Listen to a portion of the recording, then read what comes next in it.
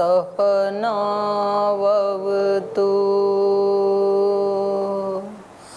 सहनौ भुनक्तु सह वीर्यं करवावहै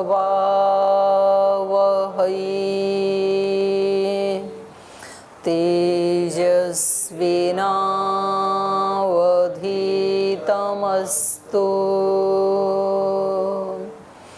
मा विद्विषावहै।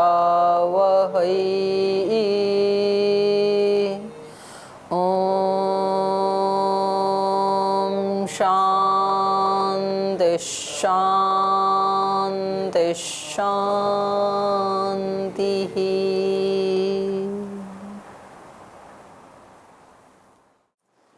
वेदांत दर्शन के द्वितीय अध्याय का चतुर्थ पाद अध्ययन कर रहे हैं और यहाँ पर प्रकरण चल रहा है कि ये जो प्राण हैं हमारे, ये इनका क्या स्वरूप है, ये कितने हैं, ये उत्पन्न होते हैं या नहीं होते हैं।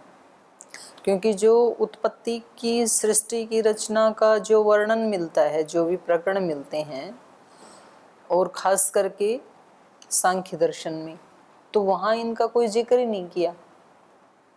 इंद्रियों का और मन का तो जिक्र है, प्राण का जिक्र नहीं है। लेकिन तो ये बता रहे हैं कि यद्यपि वहाँ पर जिक्र नहीं है, इसका स्वरूप जो है ये चलेगा, अभी इसमें भी पढ़ते हैं तो। लेकिन ये त्रिगुण से बनी हुई शक्ति तो नहीं है, ये तो स्पष्ट है। क्योंकि त्रिगुण से बना हुआ यदि कोई ये विकार होता प्रकृति का, इंद्रियों की तरह या मन की तरह, तब तो वहीं पर ही आ जाता त्रिगुण का जो विस्तार बताया है पंचभूत तक। तो जो पढ़ा ना हमने योग दर्शन में कि जो 16 विशेष हैं, उसके बाद और कुछ भी वहां पर रूपांतरण हुआ नहीं। तो त्रिगुण से बनी हुई शक्ति तो नहीं है ये जो प्राण है, और आत्मा भी नहीं है ये। तो ये कुछ एक ऐसा विशिष्ट साधन है, ये जो प्राण है ना, इंद्रियों की तरह साधन तो है ये हमारा। क्योंकि प्राण से ही हमारी सारी इंद्रियां काम कर रही हैं, चाहे ज्ञानेंद्रियां हैं या कर्मेंद्रियां हैं। प्राण ही 5 रूप में विभक्त होके 5 ज्ञानेंद्रियों से कर्म करवाता है, और 10 रूप में विभक्त होकर के कर्मेंद्रियों से भी 10 से काम करवाता है। और स्वयं जो है जीवन का आधार है। तो ये है तो विशेष शक्ति, ये आत्मा का एक साधन है। तो इसके ऊपर विचार किया जा रहा है। तो ये भी बहुत इंटरेस्टिंग विषय है ये। क्योंकि प्राण हम सांस ले ही रहे हैं ना, प्राण शक्ति हम सब के पास है, इसीलिए तो हम सब प्राणी कहलाते हैं। मनुष्यतर हैं वो भी प्राण का तो प्रयोग कर रहे हैं। पर ये प्राण क्या है, कौन सी शक्ति है ये प्राण, इसका क्या स्वरूप है? तो ये बाकी की जो इंद्रियां हैं वो सब अहंकार से बनी हैं, और अंदर की जो अंतःकरण है, अंतः इंद्रिय है मन, वो भी त्रिगुण से बना है। ये किससे बना है? तो यहाँ पर नहीं, नित्य भी नहीं कह सकते इसको। नित्य इसलिए नहीं कह सकते क्योंकि इसका शरीर के साथ तो जन्म होता है, और शरीर की मृत्यु के साथ इसकी मृत्यु हो जाती है। क्योंकि सूक्ष्म शरीर में भी इसकी गिनती नहीं है। यद्यपि ये आत्मा के साथ ही जाता है, सूक्ष्म शरीर के साथ ही जाता है, ऐसा भी उपनिषद में वर्णन आता है। और यहाँ पर भी आया ना कि जब वो उत्क्रमण करने लगा तो सारी इंद्रियां उत्क्रमण करने लगी। तो इसका मतलब ये जाता है सारी इंद्रियों को साथ लेकर के, इनका हेड है। तो देखते हैं इसमें से क्या निकलता है। लेकिन आप लोग जागरूक होकर के पढ़ें इसको। तो अभी उपनिषदों के जो प्रमाण दिए हैं उसके आधार पर ये बताया कि ये प्राण सारी इंद्रियों में ज्येष्ठ है और श्रेष्ठ भी है। माने उनसे श्रेष्ठ शक्ति है ये इंद्रियों से, और उनसे बड़ी शक्ति भी है। तो यहाँ पर बात आई कि क्या ये इसको वायु मान लें क्या? 5 भूतों में एक वायु भूत भी है ना, और सामान्य रूप से लोक में इसको वायु के रूप में ही देखा भी जाता है कि भाई सांस क्या है, बोले वायु का आना जाना है, और क्या है? तो ये वायु ही है क्या, ऐसा ये विचार कर रहे हैं। सच श्रेष्ठ प्राण है, वो जो श्रेष्ठ प्राण जो 8 नंबर सूत्र में बताया है वह न वायु क्रिये पृथक उपदेशात। तो ये वायु क्रिया वायु क्रिये, लता लते लता की तरह द्विवचन है ना, तो वायु क्रिये का मतलब है ना तो वायु है, न वायु और न वायु क्रिया। ये वायु स्वरूप भी नहीं है ये प्राण, और वायु की क्रिया भी नहीं है ये। क्यों? पृथक उपदेशात, जहाँ वायु आदि भूतों की उत्पत्ति बताई है उससे पृथक इसका उपदेश किया गया है शास्त्रों में। वायु यदि होता तो वायु के कथन से इसका ग्रहण हो जाना चाहिए था, 5 भूतों में ही, अलग से इसका कथन नहीं करना चाहिए था, लेकिन इसका तो अलग से उपदेश किया है। न वायु क्रिये वायुश्च वायु क्रिया च इति वायु क्रिये। स श्रेष्ठ प्राण, वो जो श्रेष्ठ प्राण है, किम स्वरूप इति, वो उसका स्वरूप क्या है, इस प्राण का स्वरूप क्या है। ये अग्नि स्वरूप है, वायु स्वरूप है, जल स्वरूप है, आकाश स्वरूप है, पृथ्वी स्वरूप है, कैसा है ये। किम स्वरूप इति विवेच्यते, इसकी विवेचना करते हैं। किम स श्रेष्ठ प्राण प्रसिद्धो वायु यद्वा वायु क्रिया भवेत। बोले ये जो श्रेष्ठ प्राण जिसको श्रेष्ठ कहा ऊपर वाले सूत्र में, वह श्रेष्ठ प्राण वायु प्रसिद्ध, वायु के रूप में प्रसिद्ध है, लोक में तो इसको वायु कहा जाता है। वायु प्रसिद्धो यद्वा वायु क्रिया भवेत, या फिर वायु की क्रिया मान लो इसको, वायु की क्रिया होगी या तो वायु है। यथा खलु उक्तम, तो इसके बारे में कहा भी है, जैमिनी उपनिषद में कहा यह सह प्राणः वायु सह, ये जो प्राण है वो क्या है, वायु सह, वो तो वायु ही है। ऐसा जैमिनी उपनिषद में कहा भी है कि प्राण क्या है, वायु ही है। या फिर छांदोग्य उपनिषद में कहा वायुर्वाव संवर्ग इति अधिदैवतम, वायु क्या है, संवर्ग। संवर्ग कहते हैं लय स्थान या आश्रय स्थान, जिसमें सब आकर के लय हो जाते हैं या जिसमें सब आकर के आश्रय पाते हैं, तो उसको क्या कहा, संवर्ग।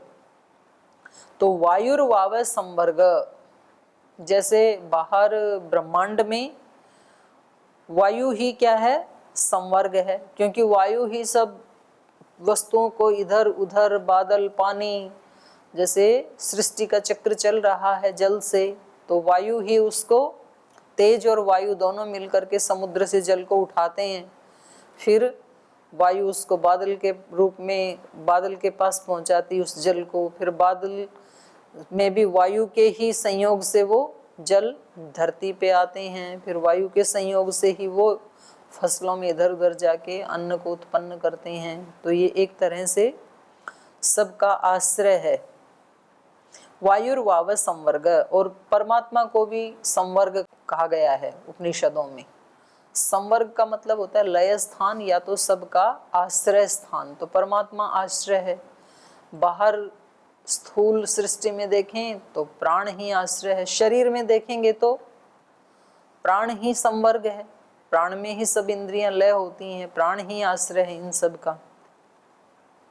यद्वा शरीरे, तो इसमें कहा वायुर्वाव संवर्ग इति अधिदैवतम। अथ अध्यात्मम, अध्यात्म क्या है, प्राणो वाव संवर्ग, शरीर में प्राण ही संवर्ग हैं, क्योंकि प्राण ही हमारी सारी क्रियाओं को करवाने में निमित्त बनते हैं। हमारे शरीर में सारी क्रियाएं किससे हो रही हैं, चाहे हम छोटी से छोटी क्रिया भी करते हो, किससे हो रही है, प्राण से। प्राण निकलते ही सारी क्रियाएं बंद, कुछ भी क्रिया नहीं होती है। तो अध्यात्म में प्राण ही संवर्ग है।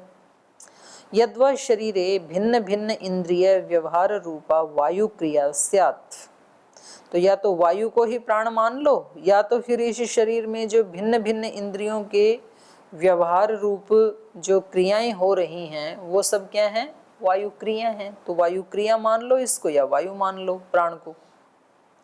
अत्र उच्यते, तो इसका उत्तर दे रहे हैं, योयम श्रेष्ठो मुख्य प्राणः स न वायु न च वायु क्रिया। भिन्न भिन्न इंद्रिय व्यापार रूपा। तो कहा, इसका उत्तर दे रहे हैं कि ये जो श्रेष्ठ और ज्येष्ठ प्राण है, ये ना तो वायु है और ना ही वायु के भिन्न भिन्न व्यापार रूप हैं। वायु की क्रिया भी नहीं है, वायु भी नहीं है। अगर ये प्राण वायु होता, जैसे कि लोक में भी मान लेते हैं कि भाई क्या है ये प्राण, वायु है, फूक है। अगर वायु ही होता तो गैस उसका ऑक्सीजन का सिलेंडर हर मरने वाले व्यक्ति को लगा देते और सब जिंदा रहते, मरता ही नहीं ना कोई भी। लेकिन होता क्या है, ऑक्सीजन का सिलेंडर लगा रखा है तो भी रोगी मर जाता है। तो इसका मतलब है कि जीवनी शक्ति केवल ऑक्सीजन नहीं है। ये स्थूल कथन है। हम कह तो देते हैं कि भाई शरीर में ऑक्सीजन की कमी आने से ही सारे रोग होते हैं, और ऑक्सीजन बिल्कुल खत्म हो जाए तो मृत्यु हो जाती है। तो फिर तो ऑक्सीजन तो हमने रख ली उसमें सिलेंडर में भर के, तो सबको चढ़ा दो वो मरने वाले व्यक्ति को, तो जिंदा हो जाएगा। होता नहीं है। तो इसलिए यहाँ पर वेदांत दर्शन में क्या कहा जा रहा है, ना तो ये प्राण वायु है और ना तो ये वायु की कोई क्रिया है। योयम श्रेष्ठो मुख्य प्राणः स न वायु न च वायु क्रिया भिन्न भिन्न इंद्रिय व्यापार रूपा। कथम, कैसे, वायु कैसे नहीं है और इसकी क्रिया कैसे नहीं है। पृथक उपदेशात, इसका अलग से उपदेश किया गया है प्राण का। तस्य प्राणस्य पृथक वर्णनात्, इस प्राण का अलग से वर्णन होने के कारण। तद्यथा, जैसे मुंडक उपनिषद का ले रहे हैं, एतस्मात् जायते प्राणो मनः सर्व इंद्रियाणि च खम वायु ज्योतिर आप। तो कहा एतस्मात्, एतस्मात् माने परमात्मन, परमात्मा से जायते प्राणः, प्राण उत्पन्न हुआ। तो सबसे पहले प्राण बता रहे हैं यहाँ पर, प्राण के बाद फिर मन। प्राणो मनः सर्व इंद्रियाणि। तो ये प्राण जो है ये इस कथन से कहाँ आ रहा है, इंद्रिय और मन के भी उत्पत्ति से पहले आ रहा है, अहंकार के पास आ रहा है ये, है ना। तो प्राणो मन सर्व इंद्रियाणि खम वायु ज्योतिराप। उसके बाद फिर पांचों भूत। खम मतलब आकाश, आकाश के बाद वायु, वायु से ज्योति, आप। क्रम थोड़ा उल्टा पलटा हुआ है इसका, कोई बात नहीं। लेकिन पंचभूतों की उत्पत्ति सांख्य में भी ऐसे ही है, 11 इंद्रियां, तन्मात्राएं, फिर 5 भूत। तो ये भी वर्णन क्या बता रहा है कि प्राणों की उत्पत्ति तो इंद्रियों से भी पहले हो गई, और फिर इंद्रियां और मन की उत्पत्ति हुई, उसके बाद 5 भूतों की उत्पत्ति हुई। तो यदि ये प्राण वायु ही होता तो इसका अलग से कथन नहीं करते। तो इसकी उत्पत्ति तो इंद्रियों से भी पूर्व बताई गई है, इसलिए ये वायु नहीं है। ऐसे ही प्रश्नोपनिषद का प्रमाण दे रहे हैं, स प्राणम असृजत, उसने प्राणों का सृजन किया परमात्मा ने। प्राणात् श्रद्धाम, और प्राण से श्रद्धा को उत्पन्न किया। प्राणात् श्रद्धाम खम वायु ज्योतिराप है, और उसके बाद फिर ये 5 भूत। तो यहाँ भी प्राण पहले उत्पन्न हो गए। मुख्य रूप से इनको क्या दिखाना है, पंचभूतों से, वायु से पहले ही प्राण उत्पन्न हो गए। तो वायु तो प्राण नहीं हो सकता है। अत्र प्राणस्य उत्पत्ति वायोः पूर्वं प्रतिपाद्यते। ऊपर के दोनों ही प्रमाणों में प्राण की उत्पत्ति वायु से पहले ही प्रतिपादित की गई है। तस्मात् स न वायुः, इसलिए वो प्राण वायु रूप नहीं है। यदा वायुरेव स नास्ति तदा तत्क्रिया भिन्न भिन्न इंद्रिय व्यापार रूपा अपि न संभवती। जब वायु ही नहीं है तो वायु की क्रिया भी संभव नहीं है फिर उसमें, तो वायु की क्रिया रूप भी वो नहीं है। यत्र क्वचित प्राणस्य वायुत्वं प्रदर्शते, और कह रहे हैं जहाँ कहीं इस प्राण को वायु के रूप में प्रदर्शित किया भी जाता है गौण रूप से, तो वहां पर क्यों किया जाता है, तच्चलन वृत्त्या। वायु भी कैसी है, गतिशील, चलन वृत्ति वाली है, चंचल वृत्ति वाली है, और प्राण भी क्या है, गतिशील है, चलन वृत्ति वाला है। तो उस साम्य से उसको वायु वाला बता देते हैं। वायुत्वम यत्र कुत्रपि प्रदर्शते तच्चलन वृत्त्या बाह्य स्पर्श साम्येन, और ये स्पर्श वाला भी है वायु, और ऐसे ही प्राण भी स्पर्श वाला है, हमें फीलिंग होती है ना प्राण चल रहा होता है तो बोले इस साम्यता के कारण कहीं कहीं कह दिया जाता है यथा बाह्य जगति वायु चलन वृत्ति कह तथैव आभ्यंतरे शरीरे प्राण चलन वृत्ति कह और स्पर्शवांश्च इति आशय। इसका वायु कहे जाने का आशय क्या है? जैसे बाहर के जगत में वायु जो है वो चलन वृत्ति वाला है, गति वृत्ति वाला, चलता ही रहता है, तथैव वैसे ही शरीर, इस शरीर में प्राण है चलन वृत्ति का, प्राण भी चलने की वृत्ति वाला है, गति के व्यापार वाला है। और स्पर्शवांश्च, जैसे वायु स्पर्शवान है ऐसे प्राण भी स्पर्शवान है। परंतु स तो शक्ति रूपो मुख्य प्राणो न वायु न च वायु क्रिये इति निश्चय। लेकिन ये जो शक्ति रूप मुख्य प्राण है, प्राण को क्या कहा? शक्ति, एक शक्ति है ये आत्मा की। जैसे इंद्रियां आदि शक्ति हैं, साधन हैं, ऐसे ही प्राण भी क्या है? शक्ति है एक, और बड़ी महान शक्ति है जो इंद्रियों को भी बल देती है। इसीलिए तो प्राणायाम करते हैं, इसीलिए तो प्राणायाम को ऋषियों ने क्या कहा? परमम तपः, परम तप कहा इसको। और जितने भी महापुरुष हुए, जिन्होंने, जो आत्मवेत्ता हुए, उन्होंने प्राणायाम का 3-3, 4-4 घंटे अभ्यास किया। जैसे अभी तो महाराज जी ने प्राणायाम का बहुत प्रचलन कर दिया, सब लोग जान गए, लेकिन श्री अरविंद लिखते हैं कि जब वो साधना करते थे तो वो सुबह 3 घंटा और शाम को भी 3 घंटा प्राणायाम करते थे। तो इसलिए इसको शक्ति रूप कहा है। परंतु स तो शक्ति रूपः, तो प्राणायाम जो ज्यादा करेगा उसकी उतनी ही शक्तियां बढ़ेंगी, आध्यात्मिक शक्तियां।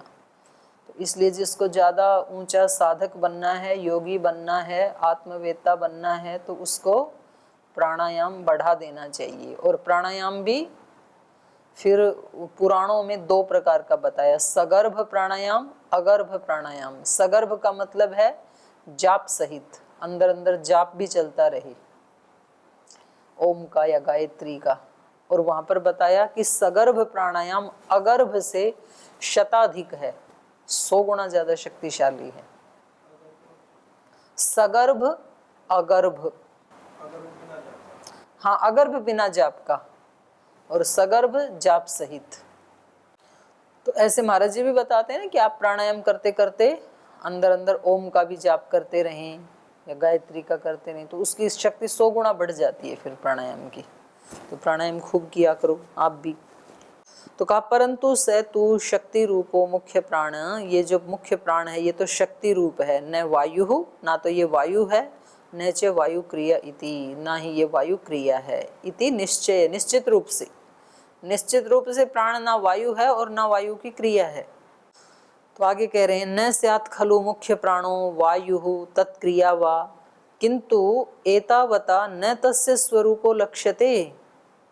कह रहे हैं ठीक है, चलो मान लेते हैं कि ये जो मुख्य प्राण है ये वायु नहीं है और वायु की कोई क्रिया भी नहीं है, लेकिन इतना कहने मात्र से, किंतु एतावता न तस्य स्वरूपो लक्ष्यते, उसका स्वरूप तो प्रकट नहीं हुआ कि उसका स्वरूप क्या है, वो क्या है। फिर वायु और वायु की क्रिया नहीं है तो क्या है, उसका क्या स्वरूप है, ये तो लक्षित नहीं हुआ। किम सत्ता कह सह, किस सत्ता वाला है वो प्राण, फिर उसकी सत्ता किस रूप में है। इति वक्तव्यम तद अत्र उच्यते, तो ये तो बताना चाहिए, तो इसलिए यहाँ आगे बता रहे हैं, उसका उत्तर दे रहे हैं कि इसका स्वरूप क्या है। चक्षुरादिवत्तु तत्सह शिष्ट्यादिभ्यः। तो ये प्रश्न आपसे पूछा जा सकता है कि प्राण वायु के ही स्वरूप वाला है या वायु की कोई क्रिया है या उससे भिन्न स्वरूप वाला है।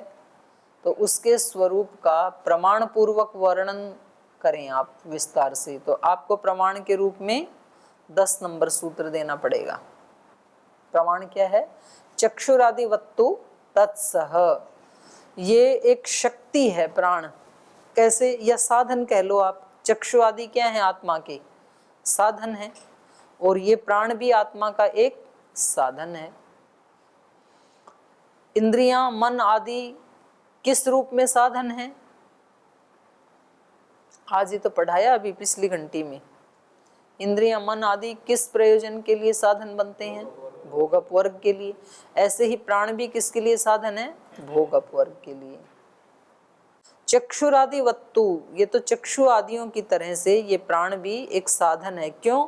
तत्सह, क्योंकि ये उनके साथ रहता है, चक्षु आदियों के साथ रहता है। शिष्ट्यादिभ्य, और इसके शिष्टि आदिभ्य, शिष्टि मतलब शासन आदि का उपदेश होने से ये शासन भी करता है। स श्रेष्ठ प्राण चक्षुरादिवत जीवात्मन साधन विशेषः, ये जो श्रेष्ठ प्राण है ये चक्षु आदि की तरह, इंद्रियों की तरह, ज्ञानेंद्रियों की तरह जीवात्मन साधन विशेष है, जीवात्मा का साधन विशेष है ये। कथम ज्ञायते, कैसे पता चला आपको? तत्सह शिष्ट्यादिभ्यः, तत्सह माने तैहि चक्षुरादिभिः सह तस्य शिष्टिः, चक्षु आदियों के साथ उसकी शिष्टि, शिष्टि मतलब शासनम प्रतिपादनम क्रियते, उसका शासन प्रतिपादित किया गया है। तस्मात् तथा शरीर धारणे विवाद निर्णयाभ्याम च, तो इसलिए कहा तस्मात्, इस कारण से, और वैसे ही शरीर धारणे विवाद निर्णयाभ्याम च, शरीर के धारण करने में जैसे इंद्रियों का रोल है उससे भी ज़्यादा प्राण का है। तो अपन ने पीछे पढ़ा था ना कहानी कि एक एक इंद्रिय गई तो ठीक है, एक आत्मा का साधन कम हो गया, तो आत्मा को उससे हीनता तो आई ना। मान लो आँख चली गई तो उस इतने रूप में तो कम से कम हानि हो ही गई आत्मा की, रूप के माध्यम से जो वो देख सकती थी वो नहीं देख पाएगी। तो एक एक के जाने से भी थोड़ी हानि होती है, लेकिन प्राण के जाने से तो पूरी ही हानि हो जाती है फिर तो आत्मा की। तो इसलिए कहा इनकी सृष्टि प्राण की उनके तरह से ही है। तैश्च चक्षुरादि भी स तस्य सृष्टि शासनम प्रतिपादनम क्रियते, तथा शरीर धारणे, शरीर को धारण करने में विवाद निर्णयाभ्याम च, विवाद हुआ पहले तो इंद्रियों का कि कौन बड़ा है, और फिर निर्णय क्या हुआ? प्राण ही बड़ा है। तो इससे भी पता लगा कि ये इंद्रियों के साथ रहता है, तो जैसे इंद्रियां साधन हैं वैसे ही प्राण भी साधन है। तद्यथा एतस्मात् जायते प्राणो मनः सर्वेन्द्रियाणाम च, ये पीछे वाला ही दे रहे हैं कि इसके बारे में बताया भी है कि उस परमात्मा से सबसे पहले प्राण तत्व की ही उत्पत्ति हुई, उसके बाद फिर मन, और उसके बाद सारी इंद्रियां। तो ये अहंकार और महतत्व के आसपास ये शक्ति दिखाई दे रही है। इति सहसृष्टि, सहसृष्टि माने उत्पत्ति की शिक्षा, इनके साथ ही, इंद्रियों के साथ ही इसकी उत्पत्ति की यहाँ पर शिक्षा या शासन या उपदेश ये दिखाई दे रहा है। अथः प्राणा अहम श्रेयसी व्युदिरे, तो बोले एक बार प्राणों में, यहाँ प्राण का मतलब है इंद्रियां, इंद्रियों में अहम श्रेयसी व्युदिरे, मैं श्रेष्ठ हूँ, मैं श्रेष्ठ हूँ, ऐसे कलह हो गया, झगड़ा हो गया एक बार, तो ये विवाद हो गया। साह वाग उच्चक्राम, तो वो पूरा पूरा नहीं बता रहे हैं, यहाँ पर डॉट डॉट करके बता रहे हैं। वाणी ने कहा मेरे सिवाय है ही क्या संसार में, मैं ना रहूं तो किसी का एक काम ना चले, क्योंकि जब तक व्यक्ति बोलेगा नहीं तो आगे कोई क्रिया निष्पन्न होगी नहीं। तो उसने कहा कि ठीक है मैं जाती हूँ, फिर देखती हूँ तुम्हारा काम कैसे चलेगा। तो बाहर निकल गई और किसी ने भी बुलाया नहीं उसको, तो 1 साल बाद लौट के आई। फिर तो बोल तुम्हारा काम चल गया था? बोले हाँ चल गया। कैसे चला मेरे बिना? बोल जैसे गूंगे आदमियों का चलता है वैसे हमारा भी चल गया। तो ऐसे एक एक इंद्रिय गया और वापस आ गया। स है वाक् उच्चक्राम, चक्षुर उच्चक्राम, अथः प्राण उच्चक्रमिष्यन्, निकला नहीं, निकलता हुआ, निकलने लगा बस। उच्चक्रमिष्यन् तम अभिसमेत्य ऊचुः, और जैसे ही वो निकलने लगा तो ये सारे भी उखड़ने लगे।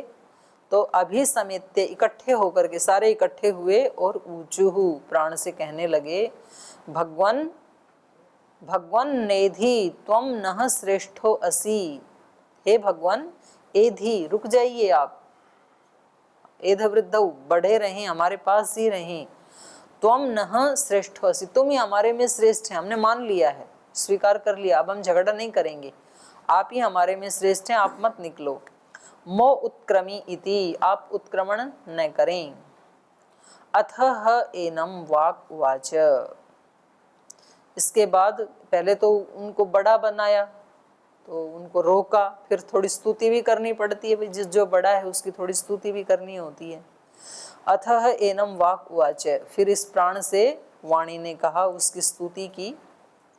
यद अहम वसिष्ठास्मि त्वम तद वसिष्ठो असि इति अथः एनम चक्षुर्वाच। तो वाणी ने क्या कहा कि देखो मैं वैसे तो वसिष्ठा अस्मि, बसाने वाली मैं हूँ। लोग संसार में बसते हैं तो किससे बसते हैं? वाणी से, और उजड़ते हैं तो किससे उजड़ते हैं? वाणी से। तो वाणी ने कहा देखो वैसे तो, मतलब थोड़ा अपना भी बता दिया विशेषता, वैसे तो सारे संसार को बसाने वाली मैं हूँ, लेकिन मुझे भी बसाने वाले कौन हैं? आप हैं, प्राण। तो मतलब उसकी स्तुति के साथ साथ अपनी भी बड़ाई कर दी, तो वो जाती नहीं है ना आदत इंद्रियों की। अतः एनम वाग्वाच यद अहम वसिष्ठास्मि त्वम तद वसिष्ठो असि, तो उस मुझ वसिष्ठा के वसिष्ठ आप हैं। अतः एनम चक्षुर्वाच, फिर चक्षु ने कहा, यद अहम प्रतिष्ठा अस्मि, बोले संसार में बिना आँख के कोई प्रतिष्ठा नहीं है, दृष्टि से ही प्रतिष्ठा है, तो वैसे तो सारे संसार की प्रतिष्ठा मैं हूँ, लेकिन त्वम तत्प्रतिष्ठा असि, लेकिन मुझे चक्षु प्रतिष्ठा की भी प्रतिष्ठा आप प्राण हैं। तो ऐसे प्राण की स्तुति की सबने, तो ये निर्णय हुआ कि प्राण ही सबसे श्रेष्ठ है। एवं चक्षुरादि भी साधनैः सह प्राणस्य सृष्टि विवाद निर्णयेभ्यो हेतुभ्य प्राणो अपि साधन विशेषो जीवात्मन इति गतम। तो ये जो चक्षु आदि साधन हैं, इनके साथ प्राण की सृष्टि, प्राण का उपदेश होने से, और विवाद निर्णयेभ्यो हेतुभ्य, ये जो इनमें विवाद हुआ और फिर निर्णय हुआ कि प्राण ही सबसे श्रेष्ठ है, इस कारण से प्राणों अपि जीवात्मनः साधन विशेष है, ये प्राण भी इस जीवात्मा का एक साधन विशेष है। जैसे इंद्रियां साधन विशेष हैं, वैसे ही प्राण भी साधन विशेष है।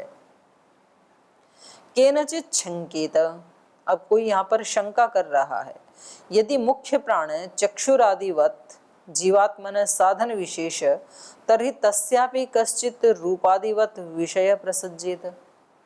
बोली यदि ये इंद्रियों की तरह साधन विशेष है, तो सारी इंद्रियों के तो अपने अपने विषय हैं ना, 5 रूप रस गंध स्पर्श आदि, तो ऐसे इस प्राण का भी कोई विषय होना चाहिए यदि ये साधन विशेष है तो इसका उत्तर अगले सूत्र में देंगे, ये हम कल पढ़ेंगे। आज यहीं विराम लेते हैं।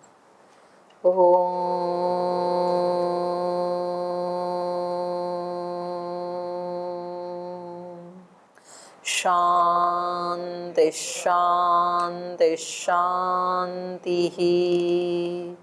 श्री गुरुभ्यो नमः।